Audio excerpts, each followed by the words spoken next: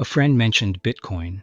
I got curious, did a bit of reading, and bought some, and then I just sat there staring at the price. Like, now what? It goes up? Great. It goes down? Not great. But I genuinely had no idea what I'd actually bought into, what was happening underneath, what the system even was. So I asked around, and what I found is that most people who own Bitcoin can't really explain it either.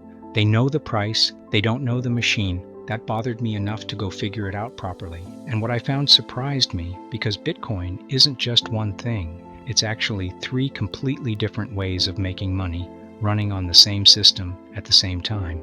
This video is me breaking that down as simply as I can without losing what actually makes it interesting. Let's be honest about where most people start with Bitcoin. You heard about it, maybe a friend mentioned it, maybe you saw the price do something insane on the news, so you bought some, or you're thinking about it. But if someone asked you right now to explain exactly how Bitcoin generates value, could you? Not supply and demand. That's not an explanation, that's a dodge. I mean, what is the actual system? What work is being done? Who is paying whom, and for what? That's what this channel is about. We're going to take things that sound complicated, crypto, blockchain, DeFi, and explain the business underneath them. Not the hype, not the price predictions, the actual economics. So let's start at the beginning. Bitcoin. Here's the simplest version I can give you. Right now, if you want to send money to someone, you need a middleman. A bank, PayPal, Venmo, something in the middle that says, yes, this person has the money, and yes, we'll move it. Those middlemen charge fees. They have rules about who can use them. They can freeze your account. They can go bankrupt. Bitcoin was built to remove the middleman entirely. Instead of one institution keeping track of who owns what, Bitcoin uses thousands of computers around the world, all keeping the same record simultaneously. You can't fake a transaction because thousands of computers would all immediately disagree with you. That shared record is called the blockchain, and the system that keeps it honest is called proof of work. Think of it like a public Google Doc that thousands of people can read, but nobody can secretly edit. If you tried to change a transaction, say, to make it look like you sent less than you did, every other copy of the document would immediately flag the mismatch. The only way to cheat the system would be to control more than half of all those computers simultaneously, which, at Bitcoin's scale, is essentially impossible.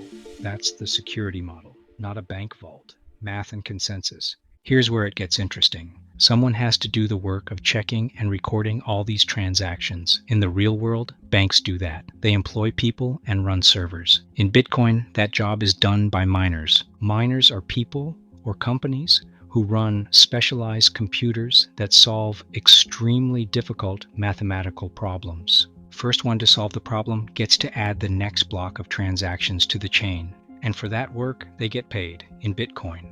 That's the engine. That's how new Bitcoin enters the world, as payment to the people keeping the system honest. So, here's what I mean when I say Bitcoin isn't one business model, it's 3, and each one works very differently. The first is mining. We just covered this. Miners spend real money on hardware, on electricity, to earn Bitcoin as a reward.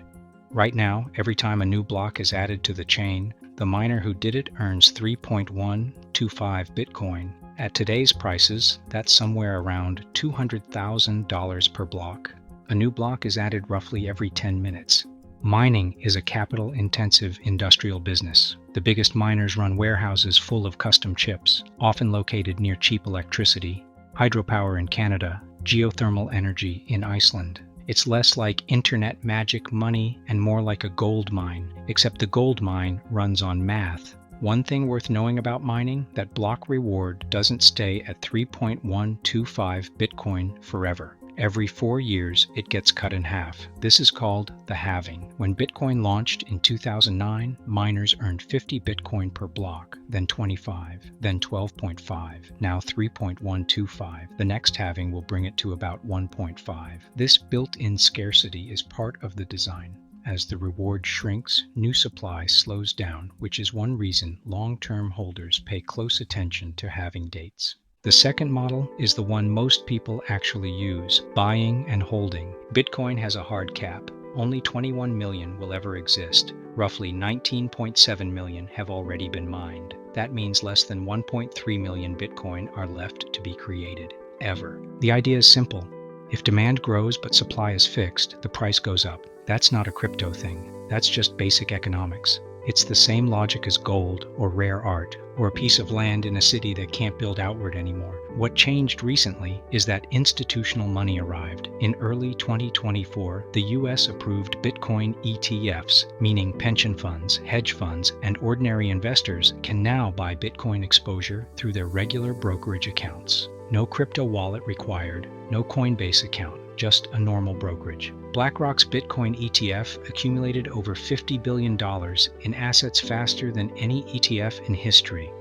That's not retail investors buying on Coinbase anymore. That's institutional capital treating Bitcoin like a commodity, like gold. And that changes the demand side of the equation in a way that's hard to overstate. The third model is the one people talk about least, but it might be the most durable. Every Bitcoin transaction includes a small fee, paid by the sender, collected by the miner. As the block reward decreases over time, it halves every 4 years in an event called the halving. Transaction fees are designed to become the primary income for miners. Bitcoin is slowly transitioning from a system that pays miners with new coins to one that pays them with transaction fees.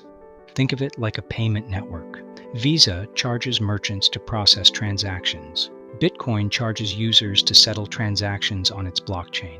The difference? No company owns it. The fees go to the network participants, the miners, rather than to shareholders. To put some numbers on it, Visa processes around 200 billion transactions a year and takes roughly $15 billion in revenue doing it. Bitcoin currently processes far fewer transactions, but its fee market is designed to grow as usage scales. Right now, fees are small, often under $1 for a standard transaction. But during periods of high demand, like a bull market or a popular NFT drop, fees can spike to $50 or more per transaction. That volatility is actually a problem Bitcoin is still working through, but the underlying model, a decentralized network that charges for settlement, is genuinely novel. Nothing quite like it existed before 2009. So look, after going through all of this, here's where I actually land on Bitcoin. I think it's real. Like, the technology is real, the scarcity is real, the fact that BlackRock is now involved is very real. I'm not someone who thinks this all just disappears, but I'm also not going to sit here and tell you it's a guaranteed win, because the volatility is genuinely insane. This is an asset that can drop 30% in a month and then double 6 months later.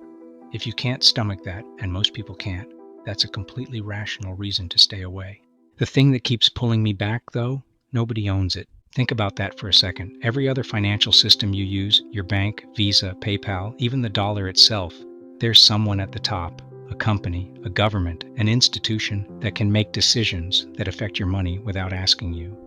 Bitcoin doesn't have that. There's no CEO to get arrested, no board that can vote to change the rules, no government that can print more of it. Whether that makes it more trustworthy or just more unpredictable probably depends on how much you trust institutions in the first place. For me personally, I'm in a small amount, enough that I pay attention, not so much that I lose sleep, and I think that's honestly the right position to be in until I understand it better.